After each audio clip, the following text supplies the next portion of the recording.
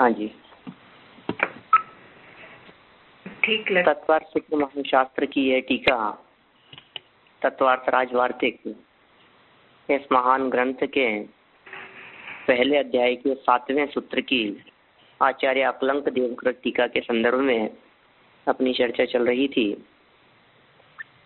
आचार्य अकलंक देव इसकी बहुत सुंदर व्याख्या करते हुए बहुत ही मार्मिक ढंग से इस प्रकरण को समझा रहे हैं।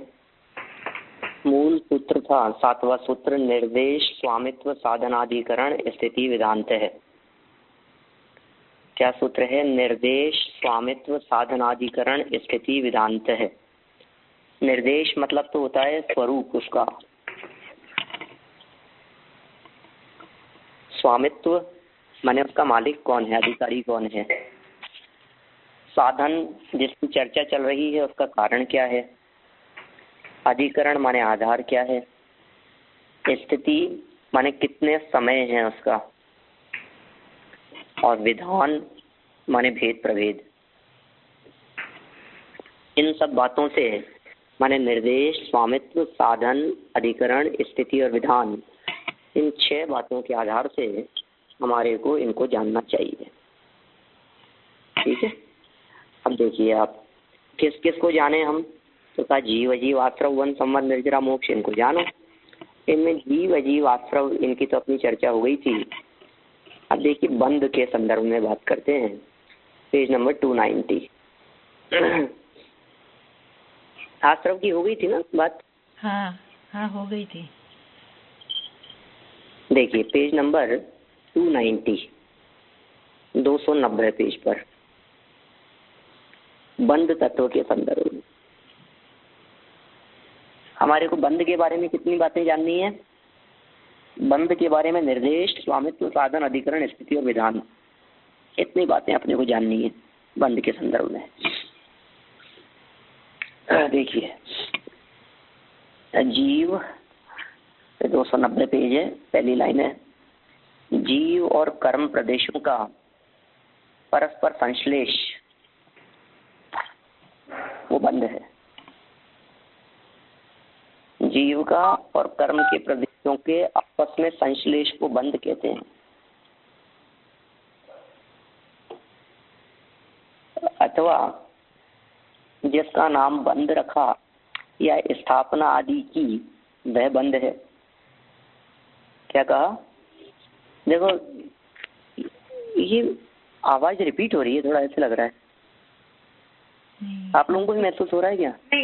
नहीं, यहाँ तो बराबर है। बराबर है। बराबर है। मैं जो कुछ भी बोल रहा हूँ वो सब रिपीट मेरे पास में आ रहा है वापस।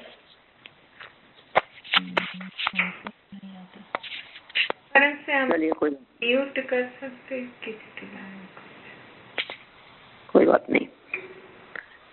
देखिए बंधन किसे कहते हैं? 2 चीजों के परस्पर में जुड़ने को बंधन कहते हैं, जीव के प्रदेश और कर्म के प्रदेश। जीव के प्रदेश, जीव का क्षेत्र है, उस जीव के क्षेत्र में कर्म प्रदेश आकर के एक क्षेत्रावगाह रूप से रुके, बस इसका नाम है बंध। इसे ही बंध कहेंगे। जीव और कर्म के प्रदेशों के आपस में जुड़ने का नाम बंधन है। ये तो हुई बंध की एक प्रकार से परिभाषा जिसे अपन बंधन कहते हैं। कर्म बंधन की जब हम चर्चा करते हैं तो कर्म बंधन का अर्थ क्या है?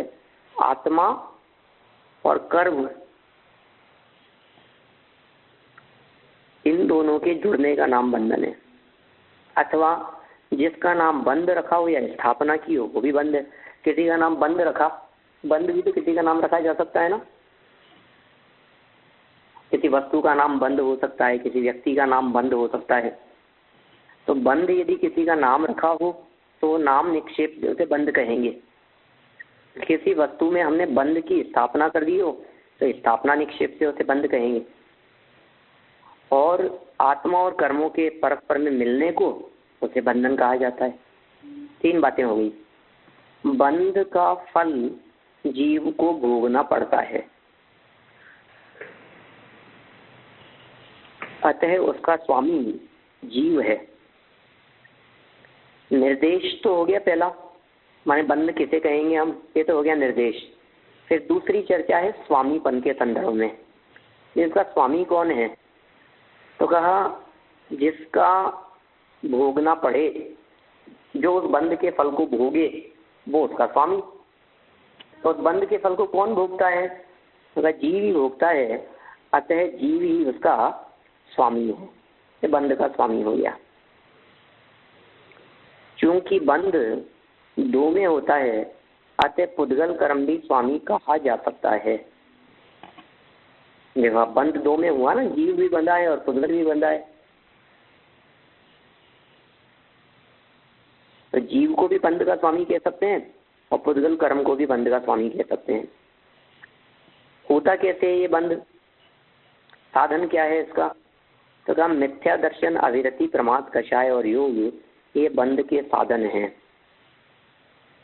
अथवा इन रूप से परिणत आत्मा साधन है। साधन किसे कहेंगे, मिथ्या दर्शन, मिथ्या ज्ञान, मिथ्या चारित्र, ये तो हो गया पहले नंबर पर। फिर मिथ्या दर्शन के साथ में अविरति, फिर प्रमाद, कषाय और योग, ये 5 बंधन के कारण कहे हैं आगे। शास्त्र और बंध के 5 कारण कहे हैं, मिथ्यात्व, अविरति, प्रमाद, कषाय, योग, यही सब साधन है। इन कारणों से सहित होता हुआ आत्म तत्व ही बंधन को प्राप्त होता है। इन रूप से परिणत आत्मा ही साधन है। स्वामित्व संबंध के योग्य वस्तु ही अर्थात जीव और कर्म पुद्गल ही बंध के आधार हैं। अधिकरण क्या है, जीव ही उसका आधार है, पुद्गल ही उसका आधार है। इसी तरह से जगन्य स्थिति वेदनीय की तो 12 मूर्त की है, नाम और गोत्र की 8 मूर्त की है, और शेष कर्मों की अंतर्मूर्त है। उत्कृष्ट स्थिति ज्ञानावरण, दर्शनावरण, वेदनीय और अंतराय की 30 कोड़ाकोड़ी सागर है। मोहनी की 70 कोड़ाकोड़ी, नाम और गोत्र की 20 कोड़ाकोड़ी सागर है। आयु की 33 सागर स्थिति है। स्थिति का मतलब टाइम पीरियड। अब ये बंध की स्थिति के बारे में चर्चा कर रहे हैं। तो बंध कितने समय के लिए होता है, किसी भी कर्म का बंध यदि हमारे को हुआ तो 2 प्रकार से उसका कथन किया जा सकता है कि मिनिमम कितने समय के लिए कर्म बंधेगा और मैक्सिमम कितने समय के लिए कर्म बंधेगा। तो जो मिनिमम हमारे बंधने वाला कर्म है वो कितना होगा, तो कहा मिनिमम की यदि बात करें तो सब कर्मों का अलग अलग है। सब कर्मों में से यदि हम जगन्य स्थिति की बात करें तो वेदनी की 12 मुहूर्त और नाम गोत्र की 8 मुहूर्त और बाकी सबके अंतर्मूर्त। माने ज्ञानावरणी कर्म बंधा, अंतर्मूर्त में उदय में आ सकता है। दर्शनावरणी, मोहनी, अंतराय आदि कर्म बंधे, अंतर्मूर्त में उदय में आ सकते हैं। ठीक है ना। अब हम ये कह रहे हैं कि इनमें जो नाम गोत्र जो कर्म है ये कम से कम 8 अंतर्मुहूर्त की स्थिति लिए हुए होंगे। नाम कर्म और गोत्र कर्म की जो स्थिति है, कम से कम स्थिति 8 अंतर्मुहूर्त की है नाम और गोत्र के संदर्भ में। और इसके अतिरिक्त यदि हम बात करें तो कौन सा बच गया, वेदनीय कर्म, जो सबसे ज्यादा इम्पोर्टेंट दिखता है। तो कम से कम 12 मुहूर्त के बाद में, 12 मुहूर्त के बाद में उदय में आएगा वो। उसकी जगन्य स्थिति 12 मुहूर्त की है। वेदनी, बस 3 ही बातें याद रखनी है। वेदनी एक तरफ है, नाम गोत्र एक तरफ है और बाकी सब एक तरफ है।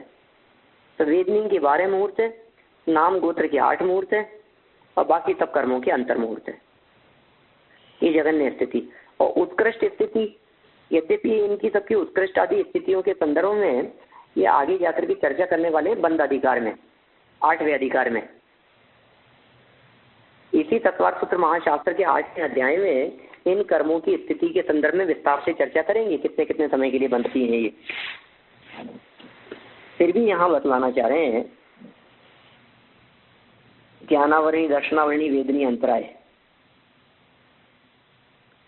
30 कोड़ाकोड़ी सागर मैक्सिमम बनते तो ये इसकी स्थिति। मोहनी कर्म में, चारित्र मोहनी कर्म की 40 कोड़ाकोड़ी सागर, दर्शन मोहनी कर्म की 70 कोड़ाकोड़ी सागर, और विंशतिर नाम गोत्रीय हो, नाम और गोत्र कर्म की 20 कोड़ा कोड़ी सागर। और आयु कर्म की उत्कृष्ट स्थिति कितनी होती है तो हम सब जानते ही। किसी भी व्यक्ति को 33 साल, यदि हाँ 33 सागर आयु कर्म यदि बंधेगा तो मैक्सिमम 33 सागर के लिए बन सकता है, इससे ज्यादा नहीं बन सकता। माने कोई व्यक्ति ऐसी बात कहे, अरे आप कैसी बात करते हो, वो तो इतने समय पहले ही बांध दी थी उन्होंने, तो आप 33 सागर की बात कर रहे हो, हम तो कोड़ा कोड़ी उसकी बात कर रहे हैं, कैसे कैसे नहीं होगा, हो सकता है और इतना लंबा हो जाएगा और पल्लियों में आयु होती है। अरे भाई पल्ले तो बहुत छोटा होता है सागर की तुलना में। और एक आप पूर्वों में होती है, 84 लाख पूर्व की आयु है, 33 सागर कितना सा है उसके। अरे भैया 33 सागर बहुत बड़ा होता है, 84 लाख पूर्व तो एक कोने में पड़े हैं, 1 कोटि पूर्व तो एक कोने में पड़े हैं उसके। तो उत्कृष्ट स्थिति आयु कर्म की 33 सागर है। इस तरह से इन्होंने यहाँ इस स्थिति की चर्चा करी। फिर देखिए आगे, अभव्य जीवों के बंध संतान अपेक्षा अनाद्यंत है। अभव्य जीवों के संतति की अपेक्षा, परंपरा की अपेक्षा। संतान मतलब क्या होता है? संतान मतलब पुत्र नहीं है। आज सवेरे ही हमारे सर्वार्थ सिद्धि चल रही थी, शास्त्री विद्यार्थी थे महाविद्यालय में, अब क्लास में इसी तरह का आया, आत्मा के संतान की चर्चा आई इस तरह की। बोले आत्मा की संतान कैसे होगी वैसा? मैंने कहा संतान माने उसकी संतति, संतान माने उसकी पर्याय, संतान माने उसकी अवस्था। तो यहाँ जो संतान की चर्चा कर रहे हैं कि बंध संतान माने बंध परंपरा, उसकी दृष्टि से यदि हम देखते हैं तो बंध संतान की अपेक्षा अनादि अनंत है। अभव्य जीवों के बंध, अभव्य जीवों के बंध अनादि काल से है और वो बंध अनंत काल तक रहेगा। उन भव्यों का बंध भी अनादि अनंत है जो अनंत काल तक सिद्ध न होंगे। बोलो कितनी गजब बात यहाँ कहना चाह रहे हैं। एक मार्मिक बात हमारे ख्याल में आ रही है यहाँ पर कि अभव्य जीव तो ऐसे होते ही हैं जो कभी भी मोक्ष नहीं जाते। अभव्य तो कहते ही होते हैं जो कभी भी मोक्ष नहीं जाते, लेकिन भव्य के संदर्भ में हमारी क्या मान्यता है कि जो कभी न कभी अवश्य मोक्ष जाएगा उसे भव्य कहते हैं। ऐसी है ना हमारी मान्यता। लेकिन ये यहाँ इन अकलंक देव आचार्य की सूक्ष्म दृष्टि देखिए, ये क्या कह रहे हैं, ऐसे भी जीव हैं भव्य जीव जिनका बंध अनादि अनंत है। कौन से हैं ऐसे भव्य जीव अनादि बंध का रहेगा कि हाँ अनंत काल तक सिद्धि नहीं होंगे? गजब हो गया। भव्य जीव अनंत काल में मोक्ष नहीं जाएंगे, सिद्ध होंगे ही नहीं कभी भी, अनादि अनंत रहेगा उनका बंधन। बिल्कुल। क्या प्रमाण है आपके पास? मेरे प्रमाण क्या, हम तर्क दे रहे हैं ना आपको, अभी आपके गले उतरेगी ये बात। आप लोगों में से दे सकते हैं कोई इस बात के लिए तर्क? साहब अनंत काल तक नहीं जाएंगे। बहुत से लोग तो ये कहते हैं कैसे नहीं जाएंगे साहब, भव्य है तो मोक्ष जाएगा ही जाएगा। भव्य होते हुए भी अनंत जीव अनंत काल में भी कभी मोक्ष नहीं जाएंगे, सिद्ध नहीं होंगे। इस बात के लिए आप लोग कोई अच्छा सा तर्क दे सकते हैं क्या?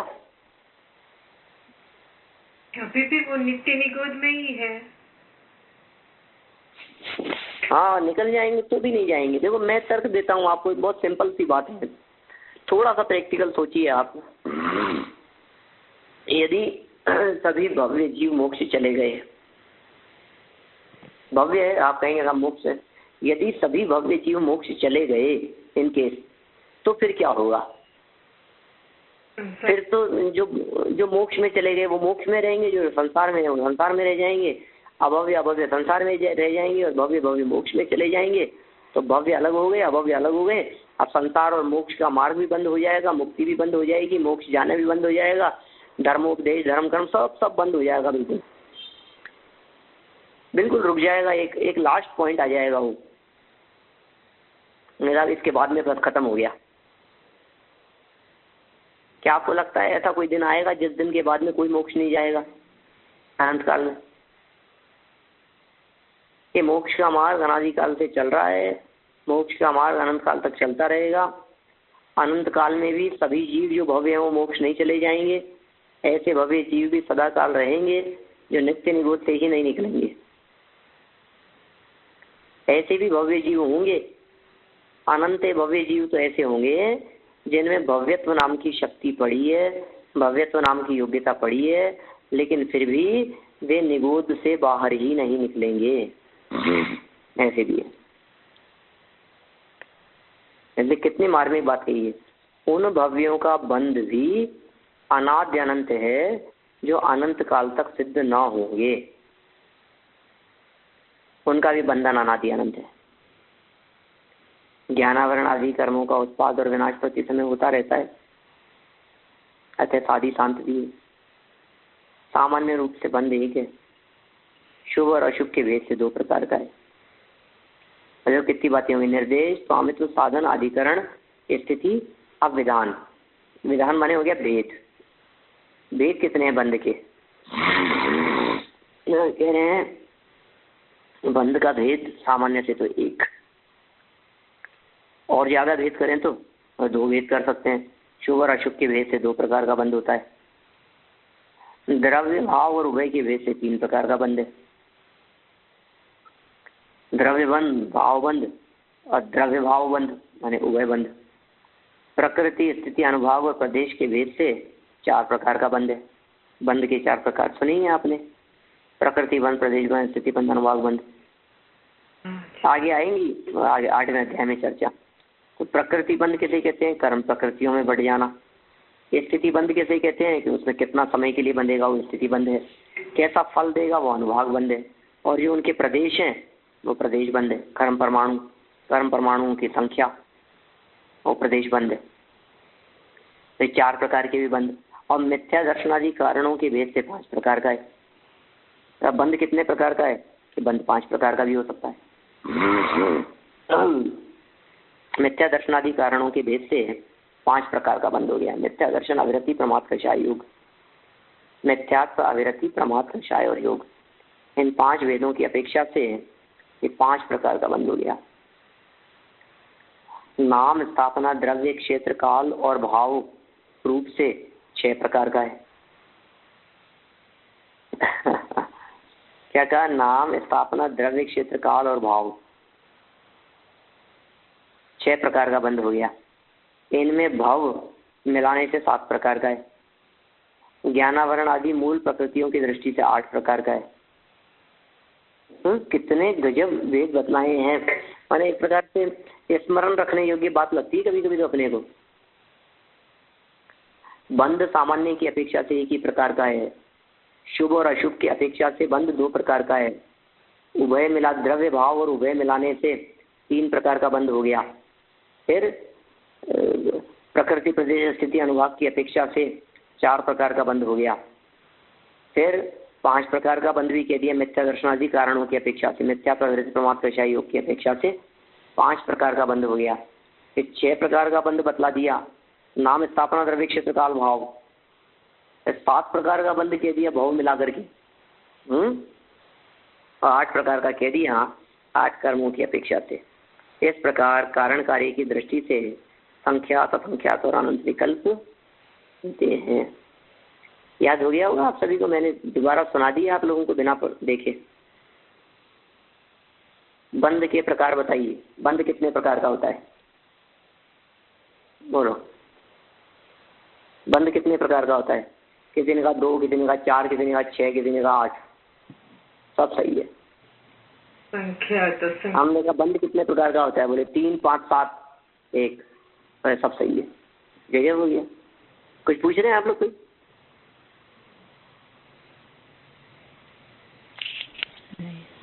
पूछना है कुछ? नहीं। मैंने 1 से लेकर के 8 तक के भेद तो इन्होंने बतला दिए। अब ये कह रहे हैं कारण कार्य की दृष्टि से यदि देखें तो संख्यात भेद हो सकते हैं, असंख्यात भेद हो सकते हैं, और यहाँ तक कि बंध के अनंत विकल्प भी हो सकते हैं।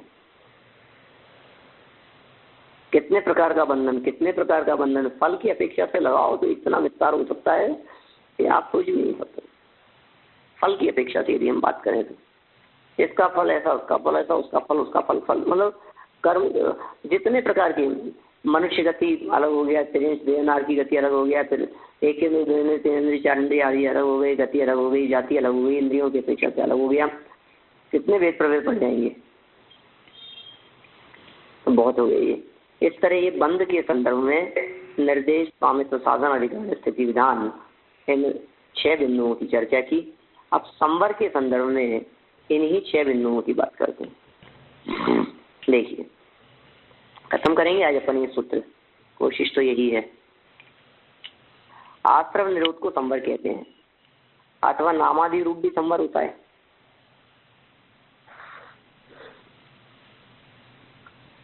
ये संवर की व्याख्या आगे की गई है 9वें अध्याय में। आश्रव निरोध संवर है, आश्रव के निरोध को संवर कहते हैं, यह व्याख्या आगे की है, आगे सूत्र में, वहां देखेंगे अपन। अब वही टेक्निक लगाइए जो जीव अजीव आश्रव और बंध के संदर्भ में अपन लगा चुके हैं। क्या टेक्निक लगेगी कि नाम की नाम संवर, स्थापना संवर, ठीक है ना। नाम संवर कौन होगा? अरे किसी का नाम संवर हो ही सकता है, बहुत अच्छा नाम है, संवर रख सकते हैं, किसी के बेटे का नाम हो सकता है। आजकल के जमाने में तो ऐसे ही नाम चलते हैं, क्यों? किसी का नाम ईलिया होता है, किसी का नाम समिति होता है, किसी का नाम चर्या होता है, किसी का नाम क्षमा होता है, किसी का नाम मार्दवार्य होता है, किसी का नाम कुछ भी नाम इस तरह से, सत्य, शौच, संयम आदि सब नाम इसी तरह के चलते हैं आजकल। तो संवर भी नाम रखा जा सकता है किसी का, संवर भी अच्छा नाम हो सकता है। तो एक हो गया नाम की अपेक्षा। दूसरा किसी वस्तु पदार्थ जगह पदार्थ स्थान पर हमने संवर की स्थापना कर दी, तो 3 प्रकार के संवर हो गए। आश्रव निरोध को संवर कहते हैं, संवर नाम के पदार्थ व्यक्ति को संवर कहते हैं, या जिसमें संवर की स्थापना कर दी गई हो उसे भी संवर कहते हैं। देखिए, इसका स्वामी जीव होता है अथवा रोके जाने वाले कर्म की दृष्टि से कर्म भी स्वामी है। दोनों को स्वामी घटित कर दिया। संवर का स्वामी कौन है? कि जीव भी कर्म का स्वामी है, संवर का स्वामी है, और कर्म को भी संवर का स्वामी कहा जा सकता है। गुप्ती, समिति, धर्म, अनुप्रेक्षा आदि साधन है। से गुप्ती, समिति, धर्मानुप्रेक्षा, परिशेष, चारित्री, ऐसा सूत्र आएगा आगे। स्वामी संबंध के योग्य वस्तु आधार है। जगन्य स्थिति अंतर्मूर्त और उत्कृष्ट स्थिति कुछ कम पूर्व कोटि प्रमाण है। क्या संवर मिनिमम कितने समय के लिए होगा और मैक्सिमम कितने समय के लिए होगा? तो संवर की यदि हम बात करें, जगन्य तो अंतर्मूर्त के लिए होगा कम से कम, इससे कम तो होता नहीं है संवर। फिर अब संवर कब तक चलेगा, मैक्सिमम कितना ले रहे हैं अपन? तो उत्कृष्ट स्थिति कह रहे हैं 1 कोटि पूर्व से कुछ कम, माने 1 कोटि पूर्व की उत्कृष्ट स्थिति होती है मनुष्यों की, तो मैक्सिमम इतने लंबे काल के लिए संवर लिया जा सकता है। विधान की दृष्टि से देखें तो 1 से लेकर 108 तक तथा आगे भी संख्या आदि विकल्प होते हैं, जैसे 3 गुप्ती, 5 समिति, 10 धर्म, 12 भावना, 22 परिचय, 12 तप, 9 प्रायश्चित, 4 विनय, 10 वैयावृत्य, 5 स्वाध्याय, 2 विसर्ग, 10 धर्म ध्यान और 4 शुक्ल ध्यान के। फिर संवर के 108 भेद होते हैं, ठीक है ना। संवर के 108 भेद कौन कौन से हैं लगाइए, देखें टोटल इनका, अपन टोटल तो लगा करके देखें एक बार, वस्तु स्थिति क्या है, इतना हैवी क्या नहीं है, ये अपन इन सबका टोटल आ रहा है, लगा रहे हैं आप लोग कोई? देखिए 3 गुप्ती, 3 प्लस करना है अपने को 5, 8 हो गया, 8 और 10 धर्म 18 है और 12 अनुप्रेक्षा, 18 और 12 हो गए 30 और 22 परिचय है, 30 और 22 52, 52 और 12 तप 64, 64 प्लस 9 प्रायश्चित 73, 73 प्लस 4 विनय 77, 77 प्लस 10 वैयावृत्य 87, 87 प्लस 5 स्वाध्याय 92, 92 प्लस 2 व्युत्सर्ग 94, 94 प्लस 10 धर्म 104, 104 प्लस 4 शुक्ल ध्यान 108। ये संवर के 108 भेद होते हैं। सही है ना बात?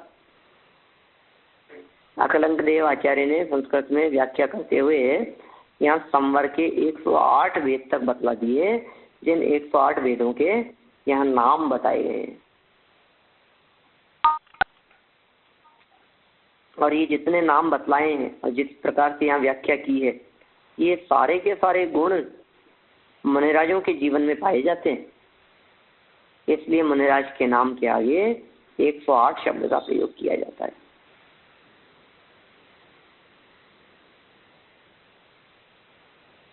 चलिए, संवर के बाद हम आगे बढ़ते हैं निर्जरा की तरफ।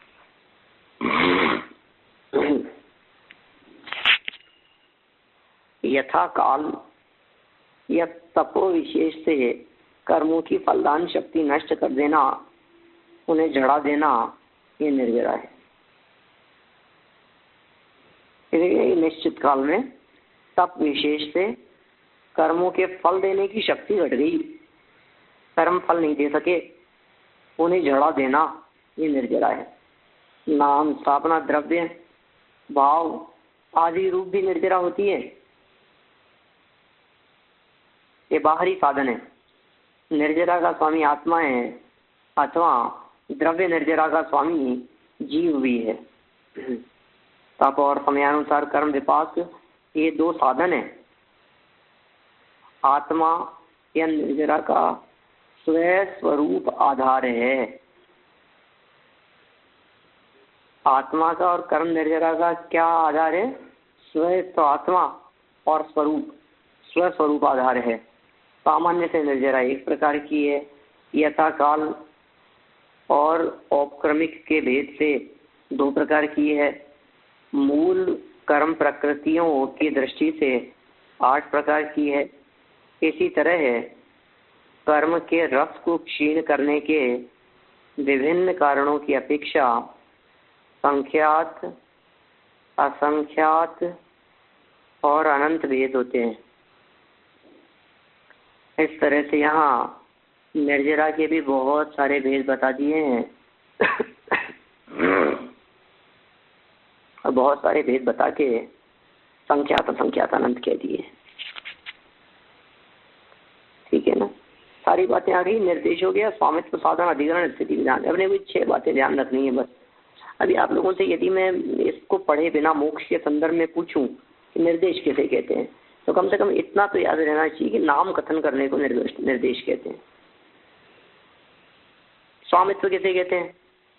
कि कौन उसका मालिक होगा, स्वामित्व कहते हैं। फिर साधन किसे कहते हैं? किसके द्वारा उसे प्राप्त किया जा सकता है, वो साधन है। अधिकरण किसे कहते हैं? जिसके आधार से रहे, अधिकरण कहते हैं। स्थिति किसे कहते हैं? कितना उसका टाइम पीरियड है, वो स्थिति कहलाती है। और विधान किसे कहते हैं? कि जितने उसके भेद प्रभेद होंगे वो सब उसके विधान कहलाते हैं। ठीक है, देखिए अब मोक्ष के संदर्भ में कहते हैं संपूर्ण कर्मों का क्षय मोक्ष। कर्म विप्र मोक्षो मोक्ष, ऐसा सूत्र है आगे 10वें अध्याय में। संपूर्ण कर्मों का क्षय होने को मोक्ष कहते हैं। अथवा नामादि रूप मोक्ष होता है। वही किसी का नाम मोक्ष हो, मोक्ष तो किसी का नाम हो ही सकता है, मुक्ति तो होता ही है। और किस किस बात को मुक्ति कह रहे हैं? मुक्ति की स्थापना भी कर दी जाती है। किसी व्यक्ति पदार्थ वस्तु में मुक्तिपन की स्थापना कर दी जाए, उसे भी मुक्ति कहने लगते हैं।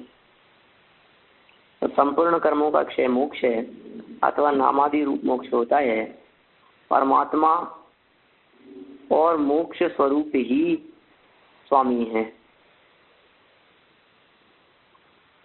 परमात्मा और मोक्ष स्वरूप ये स्वामी है। सम्यक दर्शन, सम्यक ज्ञान और सम्यक चारित्र मोक्ष के साधन है। स्वामी संबंध में के योग्य पदार्थ अर्थात जीव और पुद्गल आधार होते हैं। और मोक्ष की स्थिति कितनी है? किसी जीव को मोक्ष की प्राप्ति होगी तो कितने टाइम पीरियड के लिए होगी? ये टेम्परेरी नहीं होता। तेरापंथ संप्रदाय के समणों के समान वहाँ जो समण होते हैं वे टेम्परेरी होते हैं, कुछ काल के लिए होते हैं। पहले देखते हैं, रुकते हैं, जगह पसंद करते हैं, मन लगता है कि नहीं लगता है, उसके बाद में आगे संयम के मार्ग पे बढ़ने का निर्णय लेते हैं। ऐसे ही मोक्ष जाकर के पहले देख आए। आप बताइए मोक्ष क्या जाकर के देख करके आया जा सकता है? अरे नहीं साहब, एक बार तो कुछ करो ना व्यवस्था। एक बार हम वहाँ जाकर के यदि मोक्ष को देख ले रहे हैं तो फिर हम नक्की करेंगे कि वो अब हमारे को कितने समय के लिए वहाँ रहना है। कि नहीं नहीं नहीं, कोई आधार नहीं है। स्वामी के योग्य पदार्थ अर्थात जीव और पुद्गल तो आधार हैं और सादी अनंत उसकी स्थिति है। माने वो मोक्ष जब से होता है तब से लेकर अनंत काल तक जैसे का तैसा बना रहता है। सामान्य से मोक्ष एक ही प्रकार का है, द्रव्य और भाव और भोक्तृत्व की अपेक्षा से दृष्टि से अनेक प्रकार का है। माने मोक्ष कितने प्रकार का कह दिया इन्होंने? 2 प्रकार का कह दिया। सामान्य से मोक्ष मोक्ष, लेकिन फिर भी क्रिया पद्धति आदि के अधिक से इनको अनेक प्रकार का भी कहा गया है। चलिए अब छोटे छोटे से 3 पॉइंट और हैं। सम्यक दर्शन, ज्ञान और चारित्र। Page number 291। बात उन्हीं 6 विवक्षाओं से करनी है। आप लोगों में से कोई बतला सकता है वे 6 विवक्षाएं कौन सी है जिनसे इनकी चर्चा चल रही है?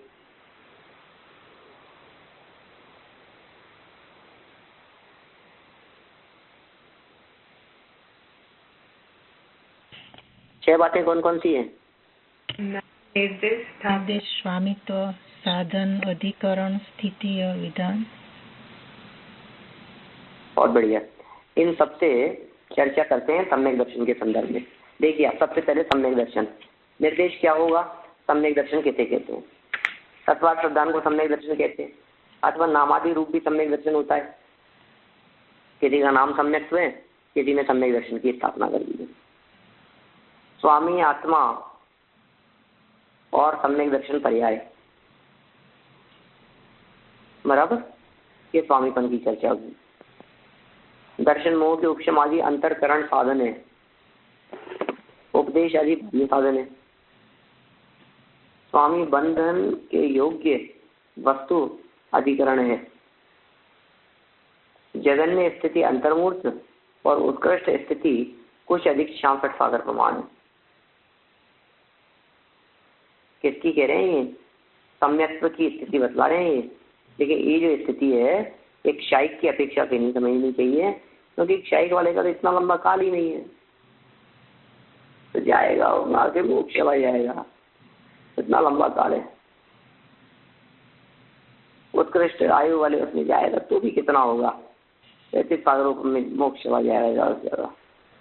अब ये कह रहे हैं कि ये जो है सम्यक्त्व की उत्कृष्ट स्थिति, शाइक की नहीं, शिवोक्षम की अपेक्षा से बात करें तो इसकी जगन्य स्थिति तो अंतर्मूर्त और उत्कृष्ट स्थिति कितनी? 66 सागरों का मुकाबला। अथवा औपशमिक और क्षयोपशमिक सम्यक दर्शन आदि शांत होते हैं, अथवा क्षायिक सम्यक दर्शन आदि अनंत है।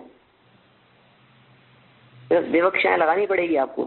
संसार दशा में रहने की अपेक्षा से एक क्षायिक सम्यक्त्व का उत्कृष्ट काल 66 सागरों का काल है।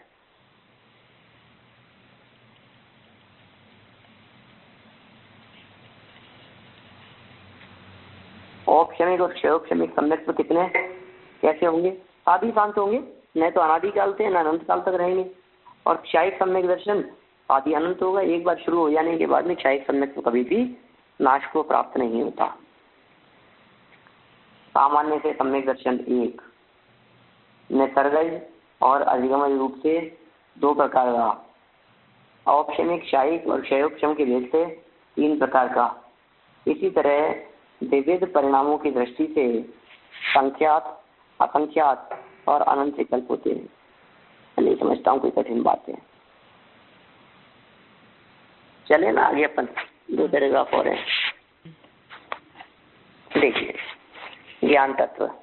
देखिए हाँ, एक और भी बात निकलती है ना कि सम्यक दर्शन हुआ और फिर छूट गया, मिथ्या दर्शन मिथ्यात्व में चला गया, तो फिर वहाँ स्थिति तो अर्धपुद्गल परावर्तन में वो फिर से ले लेगा ना सम्यक दर्शन और कुछ भी नहीं देखिए, सम्यक मेंटेन की कोई स्थिति कहेंगे अपन, सम्यक के अंदर अंतराल की चर्चा नहीं कर रहे। एक बार सम्यक से छूट जाने पर दोबारा सम्यक तो बहुत लंबे काल बाद में होवे तो उसे कहेंगे दो सम्यक दर्शन के बीच में अंतराल कितना पड़ा। यहाँ अंतराल की बात नहीं है, यहाँ कह रहे हैं जो भी सम्यक दर्शन था वो सम्यक दर्शन मेंटेन कितने समय तक रहा। समझ पा रहे हैं? ये सम्यक दर्शन के मेंटेनेंस की चर्चा चल रही है। वो सम्यक तो कब से मेंटेन है। क्या कह रहे हैं? औपशमिक अथवा क्षयोपशमिक सम्यक दर्शन साधी शांत होते हैं, क्षयिक सम्यक दर्शन अनंत भी होता है। सामान्य से सम्यक दर्शन एक है, निसर्गज और अधिगमय रूप से दो प्रकार का है, औपशमिक क्षयिक क्षयोपशमिक के बीच से तीन प्रकार का है। इसी तरह विविध परिणामों की दृष्टि से संख्या असंख्यात प्रकार का भी हो सकता है और अनंत भी विकल्प हो सकते हैं। चलिए ज्ञान की अपेक्षा से बात करते हैं।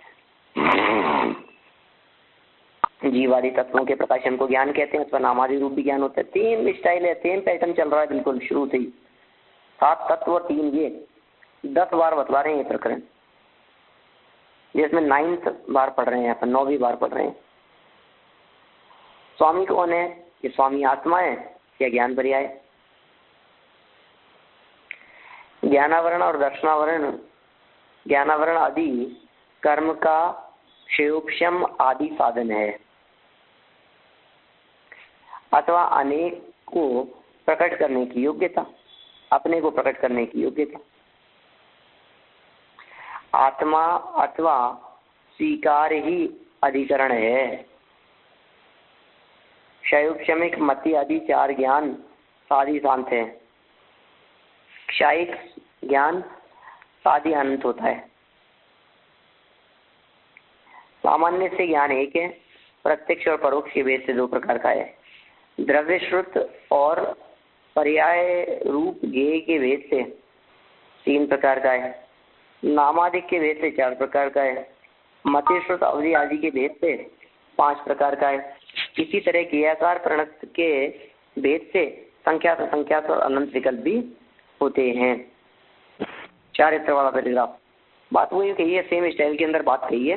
सबसे पहले तो इन्होंने कह दिया उसकी परिभाषा, फिर उसके बाद में उन्होंने कह दिया कि ये नाम स्थापना आदि रूप भी हो सकते हैं। फिर निर्देश होने के बाद में स्वामित्व की चर्चा कर ली, फिर साधन से अधिकरण स्थिति विधान भेद पर भेद बता दिया। अभी चारित्र के संदर्भ में कह रहे हैं नामादिक भेद से 4 प्रकार का है। क्या नामादिक भेद से 4 प्रकार? नाम स्थापना द्रव्य भाव। अच्छा, ओके, है ना? हाँ। नामादिक के भेद से ज्ञान 4 प्रकार का हो गया। हाँ। नाम निक्षेप वाला ज्ञान, स्थापना निक्षेप वाला ज्ञान, द्रव्य निक्षेप वाला ज्ञान, भाव निक्षेप वाला ज्ञान। ठीक है ना? हाँ जी। देखिए चारित्र की बात, कर्मों के आने के कारणों की प्रवृत्ति को चारित्र कहते हैं, अथवा नामादि रूप भी चारित्र होता है। वही नाम स्थापना आदि रूप भी चारित्र होता है। आत्मा अथवा चारित्र पर्याय स्वामी है। चारित्र मोहनी का उपशम आदि अथवा चारित्र शक्ति वो साधन है। स्वामी संबंध के योग्य वस्तु व अधिकरण है। स्थिति अंतर्मुहूर्त चारित्र की और उत्कृष्ट स्थिति कुछ कम पूर्व कोटि प्रमाण है। वो उतनी है जितनी पहले सम्यक दर्शन के संदर्भ में कही थी, कुछ कम, एक पूर्व कृति, एक कोटि पूर्व, अथवा औपशमिक और क्षायोपशमिक चारित्र आदि और कांत हैं। क्षायिक चारित्र शुद्धि की प्रकटता की अपेक्षा आदि अनंत होता है। सामान्य से चारित्र एक है, बाह्य और अभ्यंतर निवृत्ति की अपेक्षा 2 प्रकार का है। औपशमिक, क्षायिक और क्षायोपशमिक के भेद से 3 प्रकार का है। 4 प्रकार के यति की दृष्टि से यह चतुर्यम की अपेक्षा 4 प्रकार का है। चतुर्याम धर्म समझ गए ना आप, मणिहारी का, श्रावशावी का, ऐसी वजहों से।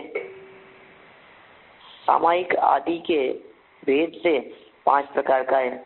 इसी तरह विविध निशंक या निवृत्ति, इस तरह विविध निवृत्ति रूप परिणामों की दृष्टि से संख्यात, असंख्यात और अनंत विकल्प होते हैं, हो जाते हैं, हो सकते हैं। माने इसलिए आपको ज्यादा विकल्प करने की जरूरत नहीं है, बस संक्षेप में इन्होंने विधि बतलाई है। इस विधि से अपने को भगवान आत्मा को जानने का प्रयास करना चाहिए। इस तरह ये 7 सूत्र के संदर्भ में अभी अपन चर्चा कर चुके हैं, और 8वां सूत्र भी बहुत ही मार्मिक है। सत्संख्या क्षेत्र कालांतर भावाल बहुतेश्च, सत्संख्या क्षेत्र प्रश्न कालांतर भावाल बहुत्वेश्च। सत संख्या क्षेत्र स्पर्शन काल अंतर भाव अल्प बहुत्व के द्वारा भी जीवादि का पदार्थों का अधिगम होता है। इस तरह से पदार्थों के अधिगम के उपायों की चर्चा करते हुए 8वें सूत्र में बहुत ही मार्मिक और विस्तृत प्रकरण होता है। यदि मैं इसी 8वें सूत्र की व्याख्या की बात करूं तो इससे पहले जो ग्रंथ लिखा गया था तत्वार्थ राजवार्तिक से पहले सर्वार्थ सिद्धि, उस सर्वार्थ सिद्धि ग्रंथ में इन सूत्रों की टीका ऐसे मिलेगी कि बहुत ज्यादा पेज हो, बहुत लंबा प्रकरण, तो ऐसा है तो ऐसा मान लो, ऐसा है तो ऐसा ऐसा होगा, इस तरह की बातें करते हुए चर्चा की गई है। खैर, हम यहाँ 7 सूत्रों की चर्चा अभी तक पूरी कर चुके हैं और 8वां सूत्र है आगे, इसकी चर्चा अपन टीका की चर्चा फिर आगे की क्लास में बढ़ाएंगे। आज की चर्चा को मैं यही विराम देता हूँ और कल अपन गुणस्थान विवेचन के बारे में चर्चा करेंगे। कल अपना डे फ्राइडे है, ठीक है। जनवाणी या वाणी के ज्ञान से तुझे लोकालोक, ओ वाणी मस्तक नमो सदा दे 9 वर्णों का।